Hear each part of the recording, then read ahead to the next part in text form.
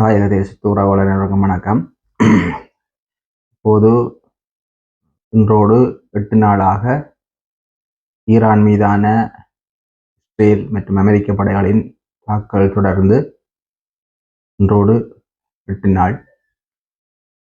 உண்மையிலேயே இந்த போரை பொறுத்தவரையில் இஸ்ரேல் இந்த ஒரு தேவைக்காகத்தான் அமெரிக்காவும் ஈரான் மீது தாக்குதலை தொடர்ந்து வருகின்றது.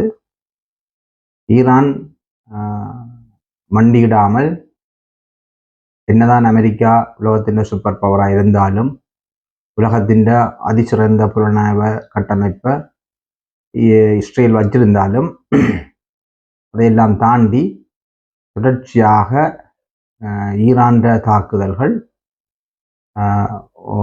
மூர்க்கத்தனமாக நடைபெற்று கொண்டிருக்கின்றது. ஒப்பீட்டளவில் ஈரானுக்கு பெரிய இழப்பு இருந்தாலும் கணிசமான இழப்புகள் அமெரிக்க மற்றும் இஸ்ரேல் படையினருக்கும் ஏற்பட்டிருக்கிறது. இஸ்ரேலை போல பரப்பளவில் பார்த்தா இஸ்ரேலை போல 79 மடங்கு பெரிய ஒரு நாடு தான் ஈரான். அப்படி இருந்தும் இந்த சின்ன இஸ்ரேல் ஒரு பலமிக்க புலனாய்வு கட்டமைப்பை வைத்திருந்தாலும் அது அமெரிக்காண்ட பின்புலமின்றி, ஆதரவின்றி எந்த நாட்டோடும் தாக்குதலை தொடுப்பதற்கு அந்த இஸ்ரேலியர்களிடம் பெரிய தொடர்ச்சியான பலம் இருக்க முடியாது. அமெரிக்காவை நம்பித்தான் இஸ்ரேல் ஈரான் மீது தாக்குதலை தொடர்கிறது. ஈரானும் இந்த போரை அமெரிக்கா இஸ்ரேல் கூட்டுப்படைகள் இந்த தாக்குதலை நடத்தும் போது ஒரு 3 நாளுக்குள்ள இந்த யுத்தத்தை முடிச்சிடலாம் என்ற மாதிரித்தான் அவங்க திட்டமிடல் இருந்தது. அந்த அடிப்படையில தான் சென்ற ஜூன் மாதத்திலும் அந்த மிக முக்கியமான ஆயுதங்கள் இருக்கிற இடத்தையும் முக்கிய தளபதிகளையும் அணு விஞ்ஞானிகளையும் குறிவைத்து தாக்கினால் இஸ்ரேல் இலகுலைந்துவிடும். ஒரு நிபந்தனையற்ற மண்டியிடலை இஸ்ரேல் என ஈரான் செய்யும் என்ற மாதிரி தான் இந்த தாக்குதல் யுத்தி இருந்தது. ஆனால் அதையும் தாண்டி இஸ்ரேல் மீது ஈரான் மிக மூர்க்கத்தனமான ஏவுகணை தாக்குதலை செய்ததால அந்த எதிர்கொள்ள முடியாத இஸ்ரேல் ஒரு மிக விரைவாக அந்த போரை முடிவுக்கு கொண்டு வர வேண்டிய ஒரு தேவை இருந்ததால பேரளவில் அவர்களின் அந்த அணு உலைகள் இருக்கின்ற இடத்தின் மீது அமெரிக்க அந்த கிளாஸ்டபம் அதை என்ன சொன்ன வேண்டிய அந்த பங்க பேஸ்ட குண்டுகளை அந்த அணு உலைகள் மீது வீசி அந்த போரை அதோட முடிவுக்கு கொண்டு வந்தது. அதற்கு பதிலடியாகவும் அன்றும் ஈரான் அமெரிக்க படைத்தளங்கள் மீது தாக்குதல் நடத்தின என்பதையும் நாங்கள் நினைவில் கொள்ளணும். அவை இதே மாதிரி ஒரு விஷயத்தை தான் இந்த முறையும் செய்தது. மிக முக்கிய அவர்களுடைய சுப்ரீம் லீடராக இருந்த அனைத்துல்லா கொமேனி இருந்த அந்த இடத்தை குறிவச்சு இந்த 2 கூட்டுப்படைகளும் தாக்குதல் நடத்தி அவர்கள் திட்டமிட்டபடியே அனைத்துல்லா கொமேனியை அழித்தார்கள். மிக முக்கிய பொறுப்பு நிலையில் இருந்த அதிகாரிகளும் கிட்டத்தட்ட 40 படை அதிகாரிகள் உட்பட இனிய முக்கியமான நிலையில் இருந்த அதிகாரிகளும் இந்த தாக்குதலில் கொல்லப்பட்டு இருந்தாலும் இவர்கள் 3 நாளையில இப்படி ஒரு தாக்குதலை தொடர்ந்து இவையெல்லாம் அழிச்சு போனால் தாங்கள் இந்த அந்த அந்த கட்டமைப்பை சிதகுலைச்சிடலாம், நிலகுலைச்சிடலாம். ஆகவே உடனே அவை ஒரு சரணாகதிக்கு வரிவினம். ஏற்கனவே முதல் லட்சம் அடித்தான் இவை ஒரு சரணாகதிக்கு வரிவினம். அவை நிபந்தனையற்ற ஒரு சரணாகதியை அவை அடையக்கில்லை. தாங்கள் போரில் வெற்றி கொண்டதாக நினைத்து கொண்டு தாங்கள் விரும்புகின்ற ஒரு தடவை அங்கே அந்த நாட்டுக்கு தலைவராக நியமித்து தங்களுடைய அந்த சுரண்டல்களை, ஏகாதிபத்திய சுரண்டல்களை செய்யலாம் என்றதுதான் இந்த அமெரிக்க இஸ்ரேல் படைகளின் நோக்கமாக இருந்தது. ஆனால் இவர்களோட திட்டம் ஆரம்பத்தில் எப்படி திட்டமிடப்பட்டதோ அதே மாதிரி அந்த சுப்ரீம் லீடராக அனதுல்லா கொமேனியும் அவருடைய அதிகாரிகளும் படைத்தளபதிகளும் சொல்லப்பட்டிருந்தாலும் தொடர்ச்சியாக ஈரான் அந்த இழப்பை தாங்கிக் கொண்டு இந்த கூட்டுப்படைகள் மீது கடுமையான தாக்குதலை செய்தது மட்டுமில்லாமல் இந்த உங்களுக்கு தெரியும் அமெரிக்காண்ட படை என்றது மிகப்பெரிய பொருளாதாரத்தை விளங்கி கொண்டிருக்கிற படை. அது பெரிய இலங்கையின் உலகத்தில் எந்த நாடுகளும் செலவழிக்காத ஒரு படைக்கு மிகப்பெரிய செலவை அமெரிக்கா செய்து கொண்டிருக்கிறது. அந்த அமெரிக்கா அந்த அந்த அந்த அந்த படையை பராமரிப்பதற்கான செலவை இந்த உலகளாவிய இந்த நாடுகளிடம் இருந்து சுரண்டி எடுக்கின்ற நிதிகளில் இருந்துதான் அந்த விஷயத்தை செய்கிறது. குறிப்பாக எண்ணவள சுரண்டல் இருந்தால் அந்த அந்த படையை பராமரிக்கிறது. அவை அமெரிக்காண்ட படையன்றது அது போர் செய்தாலும் போர் செய்யாட்டியும் அது ஒரு பெருஞ்செலவை விளங்கி கொண்டிருக்கிற படையாத்தான் இருக்கும். போர் இதுக்கு மேலதிகமாக போர் நடைபெற்று அல்லது அந்த சாதாரண செலவை விட எத்தனையோ மடங்கு மிகப்பெரிய செலவை அமெரிக்காண்ட படை விழுங்கும். அது தொடர்ச்சியாக அவர்களால் ஈடு கொடுக்க முடியாது. நாங்கள் முதலும் கதைச்சிருக்கிறோம் இதை பற்றி.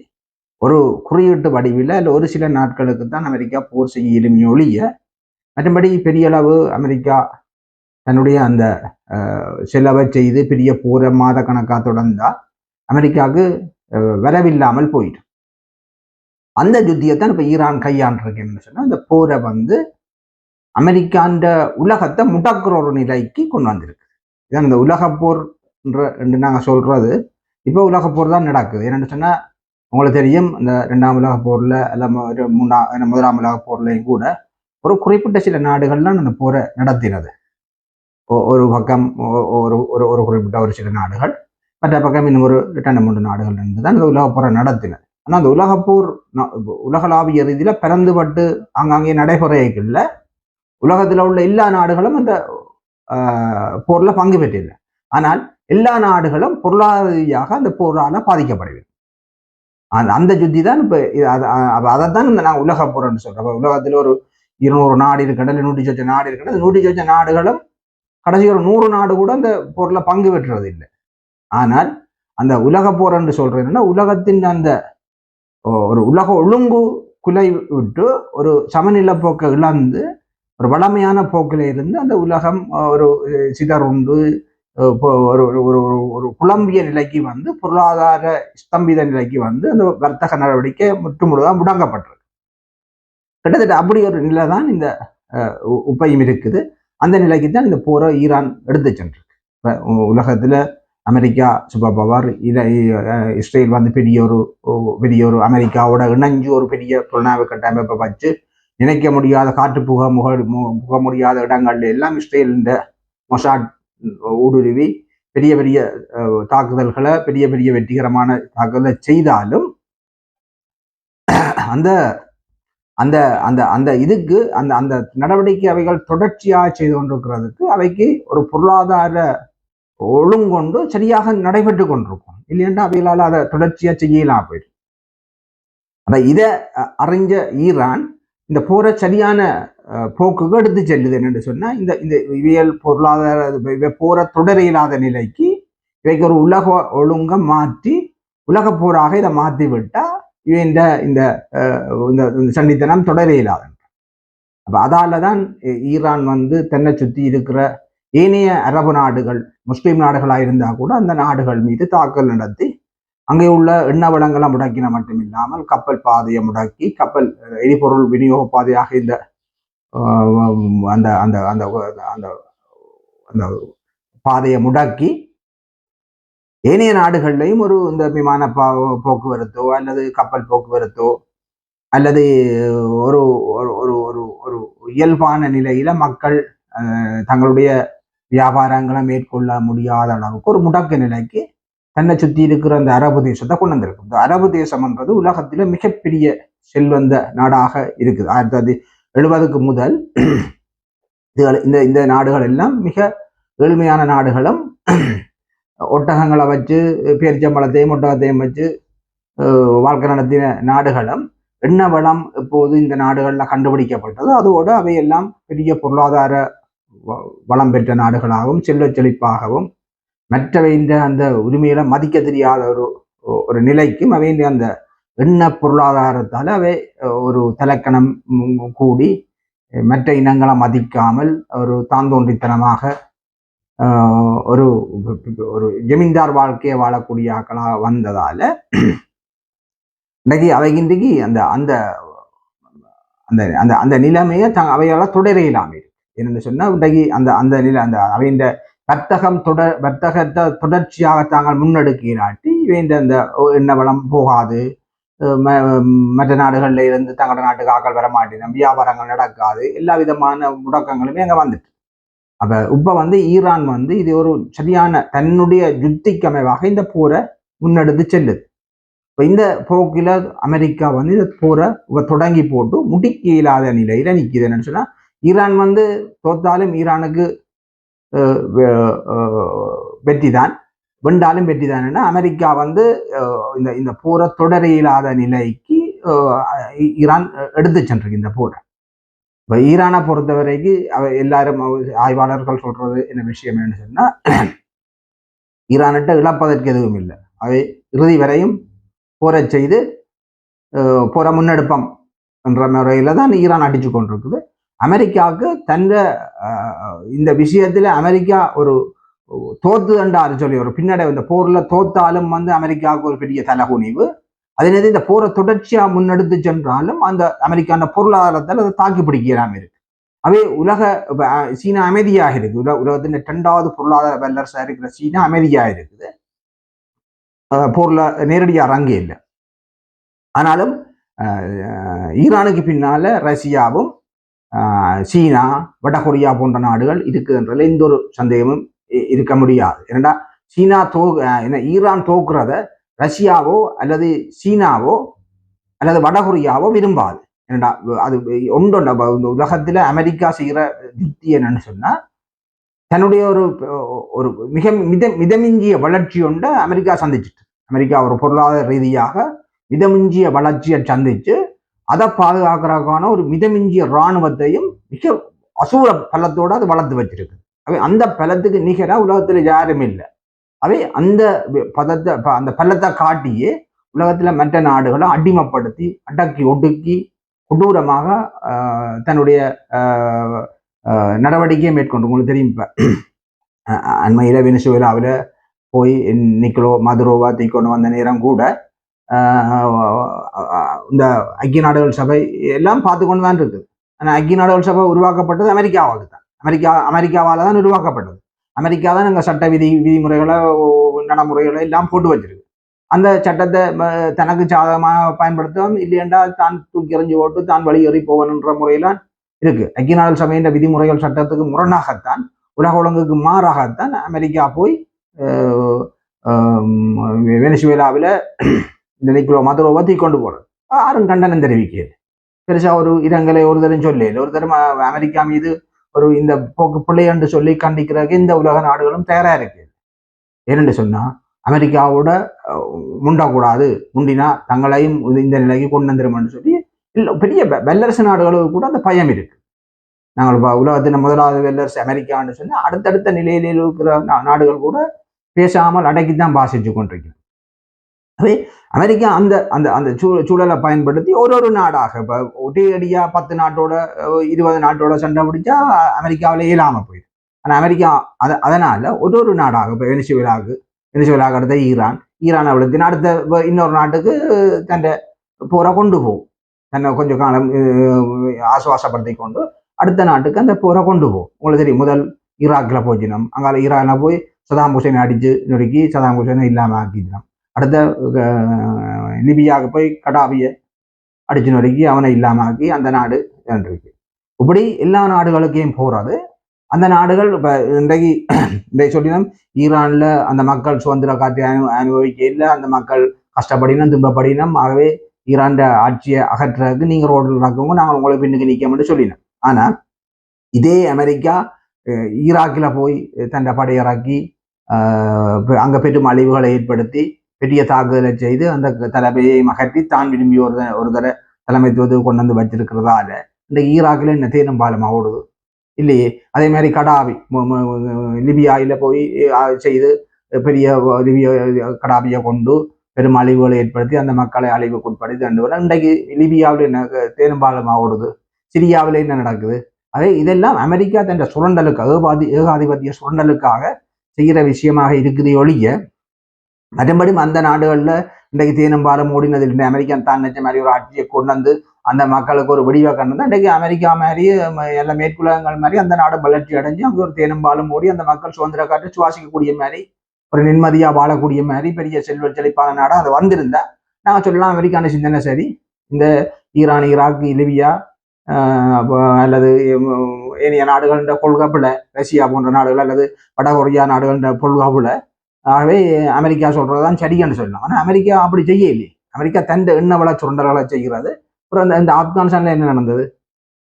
அங்க போய் எல்லாம் கொண்டு துளைச்சு இவ்வளவு மக்களை கொண்டு துளைச்சு சிறுவர்களை கொண்டு துளைச்சு நோயாளிகள் தங்கு சிகிச்சை பெற ஆஸ்பத்திரி மேல குண்டு வீசி அங்கே எல்லாம் பெருமழிவுகளை ஏற்படுத்தி அந்த மக்களை கொண்டு துளைச்சு போட்டு இன்றைக்கு ஆப்கானிஸ்தானையும் விட்டு அமெரிக்க படைகள் போட்டினோம்.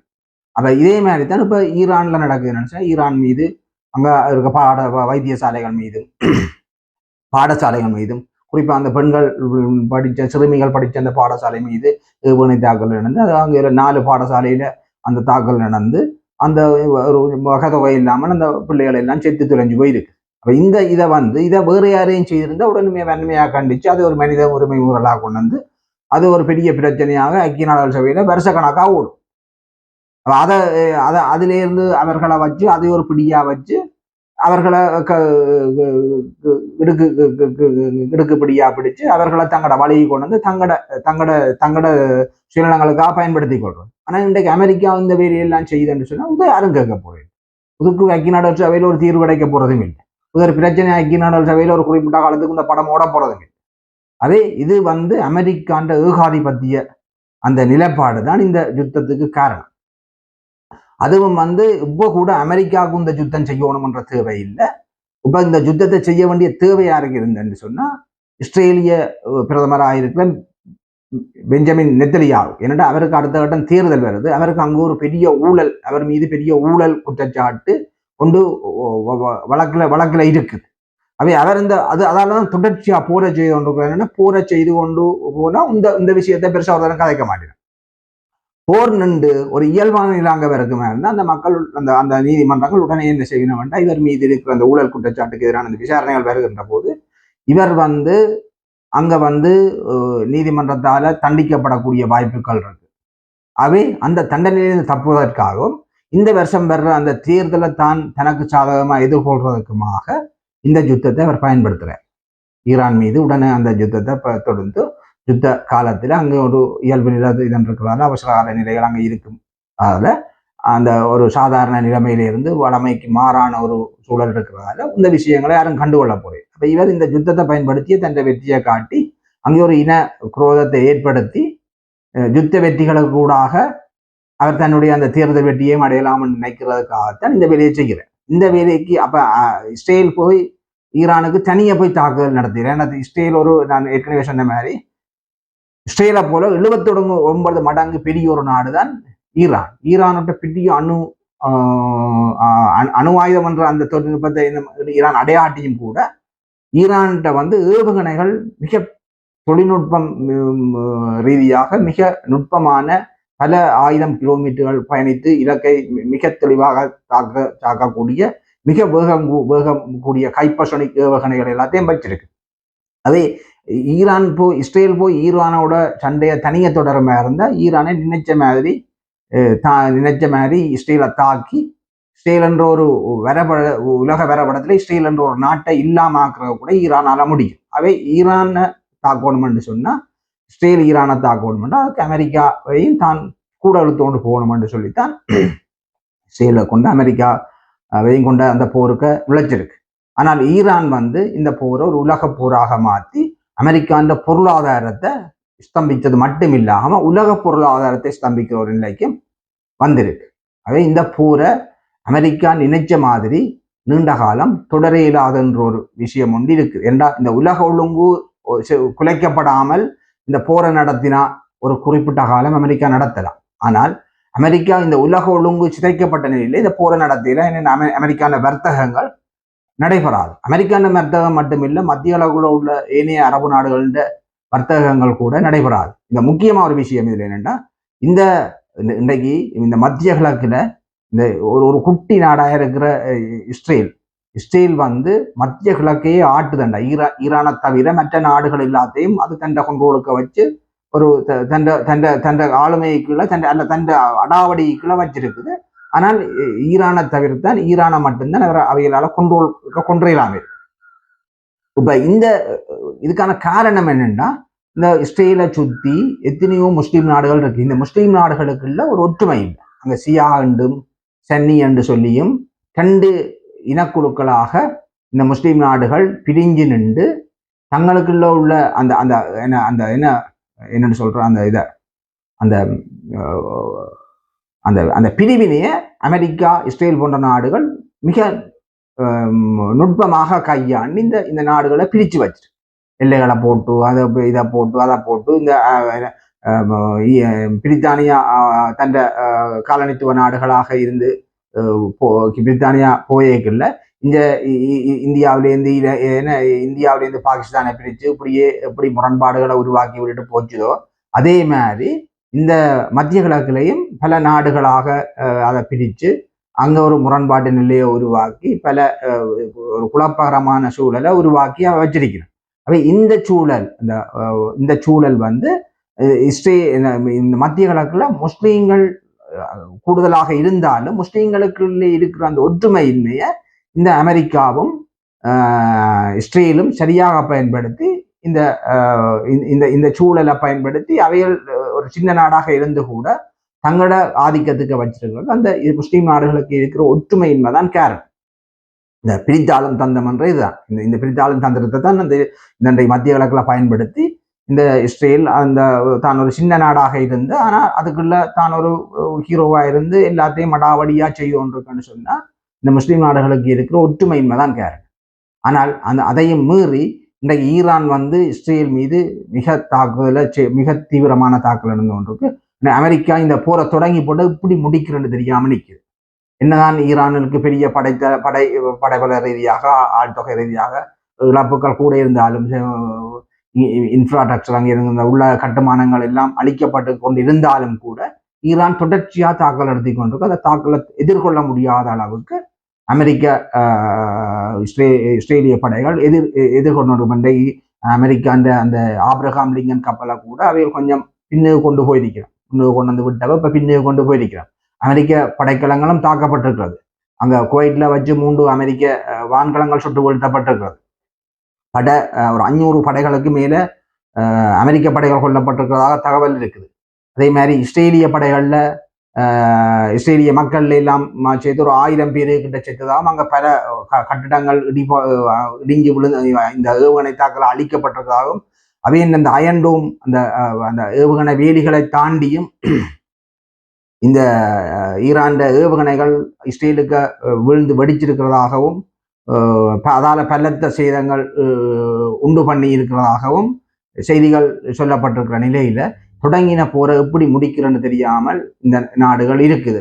அதுக்காக இப்ப இவை என்ன சொல்லணும்னா இன்னும் மேலதிகமா வெட்டி நம்ம அடுத்ததாக நாங்கள் தொடர போறோம், அதுக்கு அடுத்ததாக தொடர போறோம்னு சொல்லி வெட்டி இந்த இவ்வளவு இழப்பையும் சந்திச்சுட்டு மிரட்டி நாங்கள் ஈரான படியை வச்சு நிபந்தனையற்ற ஒரு சரணாகதிக்கு கொண்டு வர்றதுக்கு அமெரிக்கா யோசிக்குது. ஆனா ஈரான் வந்து அந்த தான் இனி இழப்பதற்கு எதுவும் இல்லை, தான் தொடர்ச்சியா தாக்குவன்னு சொல்லி அந்த தாக்குதல ஒரு நிதானமாக இந்த நாடுகள் மீது இந்த படைத்தளங்கள் மீது தொடர்ச்சியாக தொடர்ந்து வந்து கொண்டு இருக்குது. இப்ப ஒரு கதைக்கு அமெரிக்கா இந்த ஆக கைமீறி போகுமாக இருந்தால் இந்த ஈரான் மீது ஒரு அணுகுண்டு தாக்குதலை கூட நடத்தாது என்று சொல்ற அளவுக்கு இந்த வித அந்த நம்பிக்கையும் இல்லை. ஈரான் மீது அமெரிக்கா இந்த ஏதாவது ஒரு விஷயத்துல இனி கைமீறி போகுது, போற தன்னால தொடர இல்லாம இருக்குது. ஆனால் இந்த போரை முடிக்கணும், அது எனக்கு தோல்வியாக இருக்கக்கூடாது. ஈரானை ஏதோ ஒரு விதத்துல பணிய வைக்கணும், ஈரானுமே பணிய வைக்க இல்லாம இருக்குது. அவை இதுதான் கடைசி வழி என்று அமெரிக்கா தீர்மானிச்சு என்று சொன்னா, இந்த ஈரான்ல கொண்ட ஒரு இந்த ஜப்பான்ல ஹிரோஷிமா நாகசாகில 1945 அங்க அணுகுண்ட போட்ட மாதிரி ஈரான்லையும் கொண்டு ஒரு அணுகுண்ட போட்டு பிரச்சனையை முடிவு கொண்டெல்லாம் அங்க லட்சக்கணக்கில் மக்கள் ஒரு ஒரு ஒரு நொடி பொழுதுல சாயைக்குள்ள ஈரானிட்ட வேற வழியில் நிபந்தனையற்ற சரணாகதிக்கு போக வேண்டிய ஒரு தேவை இருக்கும். அவை அப்படியான ஒரு வழிமுறையை அமெரிக்கா கையாளாதுன்றதுக்கு எந்த அணுகுண்டு ஏனைய நாடுகள்ல இருந்தாலும் கூட இன்றைக்கு அமெரிக்கான்ற பலத்துக்கு இந்த அணுகுண்டுகள் வச்சிருக்கிற நாடுகள் கூட அடக்கித்தான் வாசிக்கிறோம். அமெரிக்கான் இந்த தாந்தோண்டித்தனமான செயல்பாடுகளுக்கு உலகத்தை தண்ட போக்குற வளைச்சு போடுறதுக்கு அமெரிக்கா நினைக்கிறதுக்கு தண்ட பொருளாதார சுண்டலுக்காக இந்த உலகத்தை பயன்படுத்தணும்னு நினைச்சு செய்கிற அடாவடிகளுக்கு எதிராக எந்த நாடும் இந்த பெரிய அணு அணு அணு அணு அணு ஆயுதத்தை வச்சிருக்கிற நாடுகள் கூட பெரிய அளவில் எதிர்த்து கதைச்சு அல்லது அதை சுட்டி காட்டி தட்டி கேட்டு எதிர்கொள்ற அளவுக்கு எந்த நாட்டுடையும் துணிவில்லை. அப்ப அமெரிக்கா அந்த சூழலை பயன்படுத்தி ஒரு ஒரு நாடாக இந்த உலகத்தில இருந்து அழிச்சு தன்னோட முரண்படுற நாடுகளை அழிச்சு அங்கே ஒரு ஆட்சி மாற்றத்தை ஏற்படுத்தி அங்கே ஒரு அந்த அந்த அந்த நாட்டை சிதைச்சு ஒரு எல்லா வகையிலையுமே சிதைச்சு அந்த மக்களை கந்தறந்து ஒரு நர்ரோட்ல விடுறதை தவிர அமெரிக்கா இதுவரையில இந்த நாட்டிலையும் ஒரு உருப்படியான வேலையை செய்த வரலாறு அமெரிக்காவில இல்லை. ஆனா அமெரிக்கா இப்ப என்ன செய்ய போனா இப்ப போரை தொடங்கி போச்சு, போரை முடிக்கலாம். இந்த போரை முடிச்சு தான் விட்டுட்டு போனாலும் தனக்கு தோல்வி, அல்லது ஒரு ஒரு ஒரு ஈரான் ஒரு நிபந்தனையற்ற சரணாகதிக்கு ஈரான் வருது இல்லை, அவை வேற வழி இல்லை. இந்த போரை ஏதோ ஒரு விதமா எனக்கு சாதகமாக தான் பயன்படுத்தணும்னு நினைச்சா அமெரிக்கா ஈரான்ல ஒரு அணுகுண்டு தாக்குதலை செய்து ஒரு நிபந்தனையற்ற சரணாகதிக்கு ஈரானை கொண்டுடலாம். ஏனென்றா அப்படியான ஒரு போக்குல தான் அந்த அமெரிக்கா செய்யும் என்று சொல்லி எதிர்பார்க்கக்கூடிய மாதிரி இருக்கு. நாங்கள் எதிர்பார்க்கல இந்த வெனிசுவேலாவில் போய் இந்த நிக்கலோ மதரோவை இரவோடு இரவாக குண்டு கட்டா தூக்கிட்டு போய் அங்கே சிறை வச்சு அவர் மீது பல குற்றச்சாட்டுக்களை சோடிச்சு கொண்டு நீ அவரை ஒரு விசாரணையாக கொண்ட அவர் நீ அமெரிக்க சிறையில இருந்து அவர் செத்து போறது தான் அவருக்கு மிச்சமா இருக்கு. அதே மாதிரி ஈராக்ல பாத்தீங்கன்னு சொன்னா சதாம் ஹுசைனை பிடிச்சு அமெரிக்கா அந்த ஈராக்கிலேயே ஒரு நீதிமன்றத்தை அமைச்சு அந்த நாட்டாலேயே சதாம் ஹுசைனுக்கு ஈராக்கிய நீதிமன்றத்திலேயே தண்டனையை வழங்கி அவரை தூக்கில போட்ட வரலாறு தான் ஈராக்குக்கும் சதாம் ஹுசைனுக்கும் நடந்தது. அதே மாதிரி கடாவிக்கு அப்படித்தான் ஒரு வரலாறு. அவை இது எல்லாம் என்ன நடக்குதுன்னா அமெரிக்கா தந்த சுயநலத்துக்காக இந்த உலகத்தை எப்படியும் வளைச்சு போட்டு எத்தனை மீறல்களையும் செய்து எத்தனை அழிவுகளையும் ஏற்படுத்தி இன்னமும் தந்த சுயநலத்துக்காக செய்யும்ன்றதான் காட்டு. ஆகவே இந்த இடத்துல ஈரான் மீது ஒரு தொடர்ச்சியாக போரை தொடர்ந்து கொண்டு போகுமா இருந்தா ஈரான் இந்த போரை அமெரிக்கா ஒரு கிட்டத்தட்ட ஒரு உலக போர்ன்ற நிலைக்கு இது போயிட்டு, என்னோட உலக சமநிலை பொருளாதார சிதைவுகள் உலகத்தில் ஒரு இயங்கு நிலையெல்லாம் சீர்குலைஞ்சு உலக போர்ன்ற நிலையில இருக்கேக்கல இதை தொடர்ச்சியாக இப்படி நீடிக்க இயலாது. ஈரானும் அடிபணியது இல்லை, என்னாலேயும் போற தொடர இல்லாமல் இருக்கு. தொடர்ச்சியாக இன்றைக்கு அமெரிக்கான்ற அந்த ஆயுத கையிருப்புகள் எல்லாம் முடிஞ்சு கொண்டு போவதாக தரவுகள் சொல்லப்படுது. புதிய ஆயுதங்களை உற்பத்தி செய்கிறேன்னு சொன்னா அதுக்கான நிதி ஒதுக்கீடுகள் வேணும். அப்படி புதிய நிதி ஒதுக்கீடுகளை செய்து தீர்ந்து போன ஆயுதத்தை மீள உற்பத்தி செய்வதற்காக அமெரிக்கா நிதி உற்பத்திகளை தொடர்வதாக தகவல்கள் இருக்கிறது. அவை தொடர்ச்சியாக இந்த போர் ஒரு உலக போராக ஈரான் மாற்றுவதற்கான யுத்திகளை மேற்கொண்டு போரை தொடர்ச்சியாக முன்னெடுத்து கொண்டு வைக்க அமெரிக்கா மீண்டும் மீண்டும் ஆயுத உற்பத்திகளை செய்வதற்கான நிதி பற்றாக்குறை அமெரிக்காவுக்கு வரும். அவை அமெரிக்கா அந்த நிலையில தான் ஒரு பெரிய பொருளாதார வீழ்ச்சியையும் அமெரிக்கா சந்திக்கும். அவ்வாறான சூழ்நிலையில அமெரிக்கா தன்னை பற்றி சுய பரிசீலனை செய்ய வேண்டிய தேவை ஒன்று அமெரிக்காவுக்கு நிச்சயம் மேலும். அப்போது அமெரிக்கா தொடங்கின போரை முடிக்க இல்லாமலும் தொடர இல்லாமலும் இருக்கிற போது அல்லது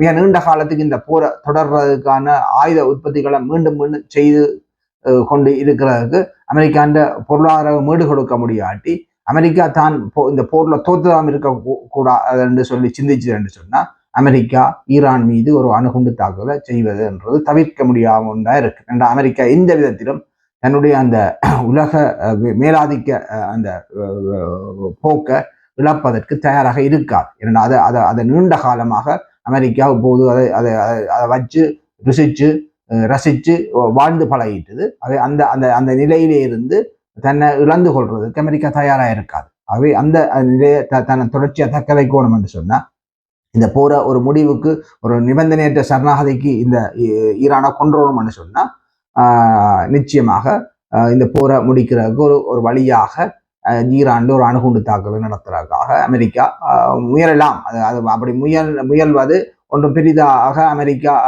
அதற்காக பெரிய ரிஸ்க் எடுத்து சிந்திக்கும் என்று சொல்லிடாது. என்னன்னா அமெரிக்கா எல்லா நாடுகளிலும் அவ்வாறான ஒரு ஒரு ஒரு ஒரு ஒரு ஒரு ஒரு கடும் போக்கத்தான் கையாளுறது. இப்போ உங்களுக்கு சொல்ல போனா நிக்கலோ மதுரோ போய் நாங்கள் அமெரிக்கா இந்த உலக விதிமுறைகளுக்கு மாறாக சர்வதேச ஒழுங்குக்கு மாறாக போய் அவரை குண்டு கட்டா தூக்கி கொண்டு வரோம் என்று சொல்லி நாங்கள் எதிர்பார்க்கிறோம். ஆனா எல்லாம் செய்தா பிறகும் கூட அதை கண்டிக்கிற கூட ஒரு நாடு இல்லை உலகத்தில். அவை அமெரிக்கா அணுகுண்ட தாக்குதல் செய்தா கூட அதை இந்த நாடும் கண்டிக்க போறது இல்லை. ஏனென்றா அமெரிக்கா கண்டிச்சா அமெரிக்கா தங்கள் மீது தாக்குதல் நடந்துரும்ன்றதுக்காக தாக்குதல் செய்யும்ன்றதுக்காக அதுதான் உலக ஒழுங்காக ஏற்றுக்கொள்ள. இன்றைக்கு இந்தியாவுக்கு பயிற்சிக்காக வந்து போன ஈரானிய கப்பல் தாக்கப்பட்டிருக்கு என்று சொன்னா அதை பற்றி யாரும் இலங்கையில அண்மையான கடல் பரப்பில் வச்சு இந்தியாவுக்கு அண்மையில வச்சு அந்த தாக்குதல் நடக்கப்பட்டிருக்குன்னு சொன்னா அதை தாண்டிக்கிறதுக்கு உலகத்தில் எந்த நாடும் பெரிய அளவில் முன்வரையில். எனவே இதுதான் இந்த அமெரிக்காண்ட போக்கா இருக்கும். எனவே அமெரிக்காண்ட இந்த போக்குக்கு எந்த தீர்வு அமெரிக்கா எடுக்கோ அதுதான் நியாயம் என்று சொல்லி பார்க்கறது தான் இந்த உலகத்தின் பார்வையாகவும் இருக்கும். எனவே இந்த அமெரிக்கான இந்த போக்குக்கு மிக முக்கியமாக இப்போ இருக்கிற இந்த ரொனால்ட் ட்ரம்ப் என்ற அந்த ஒரு ஒரு ஒரு ஒரு மனநோயாளி மிக மோசமான ஒரு காரணமாக இருக்கிறார். அவர் ஒரு மிக மோசமான ஒரு சிறுவர் துஷ்பிரயோகங்கள் பல பல பல சமூக விரோத செயற்பாடுகளில் ஈடுபடுற ஒரு சமூகம் விரும்பாத சில செயல்பாடுகளில் ஈடுபடுற ஒரு நபராக இருந்தவர் அமெரிக்கான ஜனாதிபதியாக வந்தது என்பது ஒரு விபத்தாக தான் இருந்திருக்குமே ஒழிய நிச்சயமாக ஒரு ஆரோக்கியமான ஒரு தெரிவாக இருந்திருக்காது. அவை அவ்வாறான ஒருவர் ஒரு பலம் வாய்ந்த ஒரு நாட்டின் ஜனாதிபதியாக வந்து ஒரு புலஸ்காரன் என்ற நிலையில் இருக்கிற அந்த நாட்டுக்கு ஜனாதிபதியாக வந்தது இந்த உலகம் எதிர்கொண்ட ஒரு மிக மோசமான ஒரு காலமாக இருக்கிறது. எனவே இந்த காலம் இனியொரு காலம் இந்த உலகத்துல இப்படியான ஒரு காலம் வந்துடக்கூடாது. அதோட நிச்சயமாக இந்த போர் வந்து ஈரான் வந்து தொடர்ச்சியாக சரியான யுத்தி கூடாகத்தான் முன்னெடுக்கிறது. இது ஒரு உலக போராக ஒரு உலக சமநிலை குலைக்கக்கூடிய நிலையிலேயே தொடர்ச்சியாக ஈரான் தக்க வைக்கணும் என்ற நிலையிலே இருந்தால்தான் ஈரானாலும் இந்த போரை தன்னை இந்த போர்ல தொடர்ச்சியாக தான் ஒரு நிபந்தனையற்ற சரணாகதிக்கு போகாமல் தன்னை தக்க வைக்க முடியும். அதே நேரத்தில் அவ்வாறான தொடர்ந்து போகுமா இருந்தால் அமெரிக்கா ஏற்கனவே நாங்கள் சொன்ன மாதிரி ஒரு அணு ஆயுத தாக்குதலை ஈரான் மீது செய்து ஒரு சரணாகதி நிபந்தனையற்ற சரணாகதிக்கு ஈரானை கொண்டு வர முயற்சிக்கும். அது ஒரு ஆச்சரியக்கூடிய விஷயம் அல்ல, ஆச்சரியப்படக்கூடிய விஷயமாக இருக்காது. அப்படி ஈரான் மீது ஒரு அணுகுண்டு தாக்குதல் நடந்தால் அதை பற்றி நாங்கள் ஒன்றும் ஆச்சரியப்படுறது ஒன்றுமில்லை என்று கூறி விடைபெறுகின்றோம். நன்றி. மக்களுடன் போராளிகள், மக்களுக்கு ஆப்பாடு.